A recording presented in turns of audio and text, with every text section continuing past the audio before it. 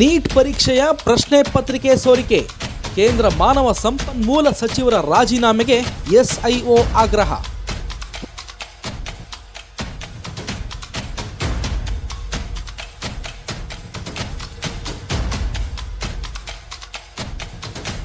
Neat ಪರೀಕ್ಷೆಯ ಪ್ರಶ್ನೆ ಪತ್ರಿಕೆ ಸೋರಿಕೆ ಸಂಬಂಧ ಕೇಂದ್ರ ಸರ್ಕಾರ ತನಿಖೆ ನಡೆಸಲು ಸಮಿತಿಯೊಂದನ್ನು ರಚಿಸಬೇಕು. ಆ ಮೂಲಕ ಅನ್ಯಾಯಕ್ಕೆ ಒಳಗಾಗಿರುವ ವಿದ್ಯಾರ್ಥಿಗಳಿಗೆ ನ್ಯಾಯ ಒದಗಿಸಬೇಕು ಹಾಗೂ ಪ್ರಕರಣದ ಹೊಣೆ ಹೊತ್ತು ಕೇಂದ್ರ ಮಾನವ ಸಂಪನ್ಮೂಲ ಸಚಿವರು ತಮ್ಮ ಸ್ಥಾನಕ್ಕೆ ರಾಜೀನಾಮೆ ನೀಡಬೇಕೆಂದು ಆಗ್ರಹಿಸಿ ಸ್ಟೂಡೆಂಟ್ ಇಸ್ಲಾಮಿಕ್ ಆರ್ಗನೈಸೇಷನ್ ಎಸ್ಐಒ ವತಿಯಿಂದ ನಗರದ ಟೌನ್ ಹಾಲ್ ವೃತ್ತದಲ್ಲಿ ಪ್ರತಿಭಟನೆ ನಡೆಸಿದರು. ಪ್ರತಿಭಟನಾ ನಿರತ ವಿದ್ಯಾರ್ಥಿಗಳನ್ನು ಉದ್ದೇಶಿಸಿ ಎಸ್ಐಒ ಜಿಲ್ಲಾ ಪ್ರಧಾನ ಕಾರ್ಯದರ್ಶಿ ಮೊಹಮ್ಮದ್ ಕೈಫ್, ಸಾಮಾಜಿಕ ಹೋರಾಟಗಾರ ತಾಜುದ್ದೀನ್ ಶರೀಫ್ ಮತ್ತು ಕಾನೂನು ವಿದ್ಯಾರ್ಥಿನಿ ಹಾಗೂ ಸಾಮಾಜಿಕ ಹೋರಾಟಗಾರ್ತಿ ದೀಪಿಕಾ ಮರಳೂರು ಅವರು ಮಾತನಾಡಿದರು.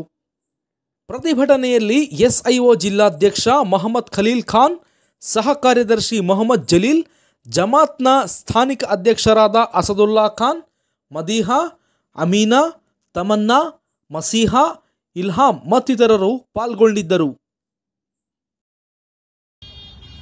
ಅವರ ಸರ್ಕಾರದ ಎಂಎಲ್ಎಗಳು, ಎಂಪಿಗಳು ಇದರಲ್ಲಿ ಭಾಗಿಯಾಗಿದ್ದಾರಂತ ಎಲ್ಲ ರೀತಿಯ ನಮಗೆ ಅನುಮಾನ ಬಂದಿದೆ. ತನಿಖೆ ಹೆಸರಲ್ಲಿ ಅವರಿಗೆ ಉಳಿಸುವ ಪ್ರಯತ್ನ ಮಾಡ್ತಾ ಇದೆ.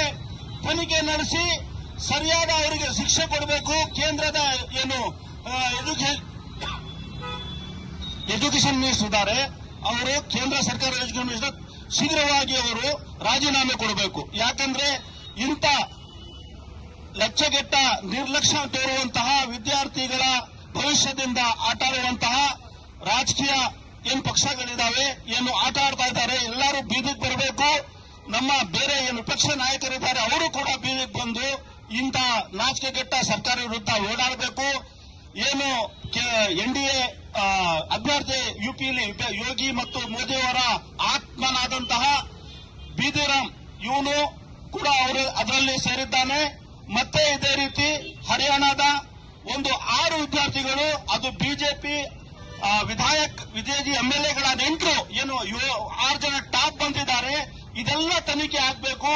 ಬಿಜೆಪಿ ಸರ್ಕಾರ, ಕೇಂದ್ರ ಸರ್ಕಾರ ಏನಿದೆ ಎಲ್ಲ ರೀತಿಯ ದೌರ್ಜನ್ಯ, petrol bunk, railway station, petrol airport ಎಲ್ಲ ಮಾರಿತು. ಇವಾಗ ಮೆಡಿಕಲ್ ಅಲ್ಲಿ ತನ್ನ ವಿದ್ಯಾರ್ಥಿಗಳಿಗೆ, ತನ್ನ ಕುಟುಂಬಸ್ಥರಿಗೆ ಯಾವ ತರ ಡಾಕ್ಟರ್ ಮಾಡಬೇಕು ಈ ಹೊಸ ಪ್ಲಾನ್ ಮಾಡಿದ್ರೆ, ಈ ನೀಟ್ ಪೇಪರ್ ಸೋರಿಕೆ ಮಾಡಿಸಿ ಅವರಿಗೆ ಸಪೋರ್ಟ್ ಮಾಡಿ ಯಾವುದೇ ರೀತಿಯ ಮತ್ತೆ 23 ಲಕ್ಷ ಸ್ಟೂಡೆಂಟ್ ಎಕ್ಸಾಮ್ ಬರೆದ ಮೇಲೆ ಎಲ್ಲ ಸ್ಟೂಡೆಂಟ್ಗಳು ಯುಜಿ ನೀಟ್ ಎಕ್ಸಾಮ್ಗೆ ಹೋಗಿರ್ತಾರೆ. ಪ್ರಿಪರೇಷನ್ ಬೆಳಿಗ್ಗೆ ಎಕ್ಸಾಮ್ ಬರೀಬೇಕು, 106 ಕಿಲೋಮೀಟರ್ ಇಂದ ಪ್ರಯಾಣ ಮಾಡ್ಕೊಂಡು ಬಂದು ಎಕ್ಸಾಮ್ ಸೆಂಟರ್ ಹತ್ರ ಹಾಲ್ಟ್ ಆಗಿರ್ತಾರೆ. ಇವ್ರು ಒಂದೇ ಒಂದು 10 ಗಂಟೆ ಮುಂಚೆ ಒಂದೇ ಸತಿ ಎಕ್ಸಾಮ್ ಪೋಸ್ಟ್ಪೋನ್ ಮಾಡ್ಬಿಟ್ರೆ ಆ ಮಕ್ಕಳ ಗತಿ ಏನಾಗಬೇಕು? 3 ವರ್ಷ ಕಷ್ಟಪಟ್ಟು ಓದಿರ್ತಾರೆ, ಒಂದೊಂದು ವರ್ಷ ಅವರು ಹಾಸ್ಟೆಲ್ ಅಲ್ಲಿ ಎದ್ದು ಓದಿರ್ತಾರೆ, ಹಗಲು ರಾತ್ರಿ ಕಣ್ಣಿಗೆ ಎಣ್ಣೆ ಹಾಕಿ ರಾತ್ರಿ ಎಲ್ಲ ಓದಿರ್ತಾರೆ. ಆ ಮಕ್ಕಳ ಭವಿಷ್ಯ ಏನು ಆಗ್ಬೇಕು? ಈ ನೀಚ ಸರ್ಕಾರ, ನಮ್ಮ ಕೇಂದ್ರ ಸರ್ಕಾರ ಯಾವುದೇ ರೀತಿಯ ಅರ್ಹರಲ್ಲ. ಏನು ಈ ಹಗರಣ ಇದೆ, ಇದಕ್ಕಾಗಿ ತನಿಖೆ ಆಗಬೇಕು. ಅವರು ನಿಜವಾಗ್ಲೂ ಅವರು ನೈತಿಕೆ ಹೊತ್ತು ನಮ್ಮ ಕೇಂದ್ರ ಮಂತ್ರಿಗಳು ರಾಜೀನಾಮೆ ನೀಡಬೇಕು. ಅದೇ ನಮ್ಮ ಮನವಿ. ಜೈ ಹಿಂದ್, ಜೈ ಕರ್ನಾಟಕ. ಕರ್ನಾಟಕ ರಾಜ್ಯ ಮಹಿಳಾ ದೌರ್ಜನ್ಯ ವಿರೋಧಿ ಒಕ್ಕೂಟದ ಜಿಲ್ಲಾ ಸಂಚಾಲಕಿ. ಏನು ಇಂದು ಈ ಶಿಕ್ಷಣ ವ್ಯವಸ್ಥೆನ ನಾವು ನೋಡ್ತಾ ಇದ್ದೀವಿ, ತುಂಬಾ ಬೇಸರದ ಸಂಗತಿ, ಗಂಭೀರ ಆದಂತಹ ಸಮಸ್ಯೆ. ಮಕ್ಕಳು ನೀಟ್ ವೈದ್ಯಕೀಯ ಪರೀಕ್ಷೆಯನ್ನ ಗಂಭೀರವಾಗಿ ತಗೊಳ್ತಾರೆ, ಕೋಚಿಂಗ್ ಹೋಗ್ತಾರೆ. ಸಾಮಾಜಿಕವಾಗಿರ್ತಕ್ಕಂಥ ಪರಿಸ್ಥಿತಿಯಲ್ಲಿ ಬಡತನದಿಂದ ಏನೋ ಒಂದು ಸರ್ಕಸ್ ಮಾಡಿ ಮಕ್ಕಳನ್ನ ನೀತಿ ಕೋಚಿಂಗ್ಗೆ ಸೇರಿಸ್ತಾ ಇದ್ದಾರೆ. ಅದು ನಮ್ಮ ಸರ್ಕಾರ ಕೇಂದ್ರೀಕೃತ ಪರೀಕ್ಷೆಯನ್ನು ನಡೆಸ್ತಕ್ಕಂಥ ಸರ್ಕಾರ ಮತ್ತು ಕೋಚಿಂಗ್ ಸೆಂಟರ್ಗಳ ಅವ್ಯವಹಾರವನ್ನು ನಾವು ಖಂಡಿಸಬೇಕು. ನಿಜವಾಗ್ಲೂ ಇದು ಸರ್ಕಾರಕ್ಕೆ ಮನುಷ್ಯತ್ವ, ಮಾನವೀಯತೆ ಇದ್ರೆ ಮಕ್ಕಳುಗಳ ಶಿಕ್ಷಣ ವ್ಯವಸ್ಥೆ ಜೊತೆ ಆಟ ಆಡಬಾರ್ದು. ಈಗಾಗಲೇ ನಮಗೆ ಶಿಕ್ಷಣ ಹಲವಾರು ಬದಲಾವಣೆಗಳನ್ನ ತಂದುಕೊಟ್ಟಿದೆ. ಎಲ್ಲಾ ರೀತಿಯ ಶಿಕ್ಷಣಗಳಲ್ಲಿ ಸಮಸ್ಯೆ ಖಂಡಿತ ಇದೆ. ಮಕ್ಕಳು ಈಗಾಗಲೇ SSP ಬರ್ತಾ ಇಲ್ಲ ಅಂತ ಬೀದಿಗಿಳಿತಾ ಇದ್ದಾರೆ. ಈಗ ನೋಡಿದ್ರೆ ಕೋಚಿಂಗ್ ವಿಷಯದಲ್ಲಿ ಅವ್ಯವಹಾರ ಆಗುತ್ತೆ ಅಂದ್ರೆ ಎಂತದ್ದು? ಹಂಗಾರೆ ವೈದ್ಯಕೀಯ ಸರ್ಟಿಫಿಕೇಟ್ಗೋಸ್ಕರ ಅವ್ಯವಹಾರ ನಡೀತಾ ಇದೆ ಅಂದ್ರೆ ಹಣ ಇದ್ದವರು ದೌರ್ಬಲ್ಯ ಆಗ್ತಾ ಇದೆ. ಪ್ರತಿನಿತ್ಯ ಕಷ್ಟಪಟ್ಟು ಓದ್ತಕ್ಕಂಥ ಮಕ್ಕಳ ಪರಿಸ್ಥಿತಿ ಏನಾಗಿದೆ? ಎಲ್ಲಿದೆ ನಮ್ಮ ಸರ್ಕಾರ? ಅದರಲ್ಲೂ ಸರ್ಕಾರದವರೇ ಕೈವಾಡ ನಿಜವಾಗ್ಲೂ ಇದೊಂದು ಖಂಡಿಸ್ತಕ್ಕಂಥದ್ದು. ಇದನ್ನ ನಾವು ಸಾಮಾನ್ಯವಾಗಿ ಇದನ್ನು ತೆಗೆದುಕೊಳ್ಬಾರ್ದು. ಬಡ ಮಕ್ಕಳಿಗೆ, ವಿದ್ಯಾರ್ಥಿಗಳಿಗೆ ಅನ್ಯಾಯ ಆಗ್ತಾ ಇದೆ. ಎಲ್ಲ ಶ್ರೀಮಂತರಿಗೆ ಸರ್ಕಾರ ಕೈಗೊಳ್ತಾ ಇದೆ. ನಿಜವಾಗ್ಲೂ ಈ ಬಿಜೆಪಿ ಸರ್ಕಾರಕ್ಕೆ ನಿಜವಾದಂತಹ ಧಿಕ್ಕಾರ. ಬಡ ಮಕ್ಕಳು ಶಿಕ್ಷಣ ವ್ಯವಸ್ಥೆ ಎತ್ತ ಹೋಗ್ತಿದೆ. ಇವತ್ತು ನಮ್ಮ ಮಕ್ಕಳು ಯಾವ ಕಡೆ ಹೋಗ್ತಾ ಇದ್ದಾರೆ ಹಂಗಾದ್ರೆ? ನಾವು ಶಿಕ್ಷಣ ಕಳಿಸ್ತೀವಿ, ಸಂಸ್ಕೃತಿ ಕಳಿಸ್ತೀವಿ, ನನ್ನ ಮಕ್ಕಳು ಭವಿಷ್ಯ ಉದ್ಧಾರ ಆಗುತ್ತೆ ಅಂತ ಕೂತಿರ್ತಕ್ಕಂಥ ನಮ್ಮ ಪೋಷಕರಿಗೆ ಮಕ್ಕಳು ಏನಂತ ಹೇಳ್ತಾ ಇದ್ದಾರೆ? ಈ ಸರ್ಕಾರಕ್ಕೆ ಏನಾಗಿದೆ? ಅಷ್ಟಿಷ್ಟು ಒಂದು ವ್ಯವಸ್ಥೆ ಕೂಡ ಒಂದು ಯಾವುದೇ ರೀತಿಯ ವ್ಯವಸ್ಥೆಯನ್ನು ಮಾಡ್ತಾ ಇಲ್ಲ ಸರ್ಕಾರ. ಅದರಲ್ಲಿ ಮಕ್ಕಳ ಜೊತೆ ಆಟ ಆಡುತ್ತಲ್ಲ. ಈ ಸರ್ಕಾರಕ್ಕೆ ಧಿಕ್ಕಾರ ಇರ್ಬೇಕಿದಂತ ಘೋರ ಅನ್ಯಾಯ ಇದು. ಯಾರಾದ್ರೂ ವಿದ್ಯಾಭ್ಯಾಸ ಜೊತೆ ಆಟ ಆಡ್ತಾರ? ಬಡ ಮಕ್ಕಳ ಜೊತೆ ಆಟ ಆಡ್ತಾರ ಇವರು? ನೀಟಲ್ಲಿ UPG ನೀಟಲ್ಲಿ ಅನ್ಯಾಯ ನಡೀತಾ ಇದೆ ಅಂದ್ರೆ ಇಲ್ಲಿವರೆಗೂ ಸರ್ಟಿಫಿಕೇಟ್ ತಗೊಂಡೋಗಿರ್ತಕ್ಕಂಥ ವೈದ್ಯಕೀಯರನ್ನ ನಾವು ಡಾಕ್ಟರ್ ಅಂತ ಹೆಂಗೆ ತಗೊಳ್ಳಿಕ್ಕೆ ಆಗುತ್ತೆ? ಯಾವ ಸರ್ಟಿಫಿಕೇಟ್ ಮೇಲೆ ನಾವು ಡಾಕ್ಟರ್ ಅಂತ ಒಪ್ಕೊಳ್ಳಿಕ್ಕೆ ಆಗುತ್ತೆ? ಎಂತ ಅವ್ಯವಹಾರ ಇದು? ನಮ್ಮ ಸಾಮಾಜಿಕ ವ್ಯವಸ್ಥೆ ಯಾಕೆ ಹೋಗ್ತಾ ಇದೆ? ಈ ಪ್ರಶ್ನೆ ಮಾಡ್ತಕ್ಕಂಥವ್ರು ಯಾರು? ನಾಗರಿಕರು ಬರ್ಬೇಕು, ಮುಂದೆ ಬರ್ಬೇಕು, ವಿದ್ಯಾರ್ಥಿಗಳು ಮುಂದೆ ಬರ್ಬೇಕು. SSB ನಿಂತಿದೆ, ವಿದ್ಯಾರ್ಥಿಗಳ ಸಮ್ಮೇಳನ ನಡೀಬೇಕು. ಯಾರು ಕೇಳ್ತಾ ಇದ್ದಾರೆ ಇಲ್ಲಿ?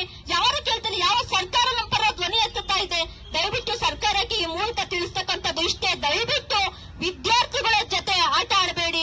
ಯುವ ಜನಾಂಗಕ್ಕೆ ಪ್ರೋತ್ಸಾಹ ಕೊಡಬೇಕು. ಅಧರ್ಮಕ್ಕೆ ಕಾಲಿಡಬೇಡಿ. ಈ ಬಿಜೆಪಿ ಸರ್ಕಾರಕ್ಕೆ ನಿಜವಾಗೂ ಧಿಕ್ಕಾರ ಇರಬೇಕು. ಬಿಜೆಪಿಯಲ್ಲಿ ಅವ್ಯವಹಾರಕ್ಕೆ ಕೈ ಜೋಡಿಸಿದ್ದಾರೆ ಅನ್ನೋ ನೀಚತನ. ಒಂದು ಮಹಿಳಾ ಪರ ದೌರ್ಜನ್ಯಗಳಿಗೆ ಬಿಜೆಪಿ, ಲೈಂಗಿಕ ದೌರ್ಜನ್ಯಕ್ಕೆ ಬಿಜೆಪಿ ಸರ್ಕಾರ ಸಪೋರ್ಟ್ ಮಾಡಲಿಲ್ಲ. ಯಾವ ದುರುದ್ದೇಶದಿಂದ ಬಿಜೆಪಿ ಸರ್ಕಾರ ಅಧಿಕಾರದಲ್ಲಿ ಕೂತಿದೆ? ನಮ್ಮ ಮಕ್ಕಳನ್ನ ನಾವು ವಿದ್ಯಾಭ್ಯಾಸಕ್ಕೆ ಹೇಗೆ ಕಳ್ಸೋಣ? ಯಾವ ಒಂದು ನಾವೆಲ್ಲ ಸಾಕ್ತಾ ಇದ್ದೀವಿ. ದಯವಿಟ್ಟು ಇದನ್ನ ಗಂಭೀರವಾಗಿ ಸರ್ಕಾರ ಆಗ್ಲಿ, ಶಿಕ್ಷಣ ಸಂಸ್ಥೆಯ ಸರ್ಕಾರಗಳಾಗ್ಲಿ ಕೈಗೊಳ್ಬೇಕು ಅಂತ ಹೇಳ್ತಾ ನಾನು ಹೇಳೋ ಮಾತನ್ನ ಮುಗಿಸ್ತೇನೆ. ಧನ್ಯವಾದ.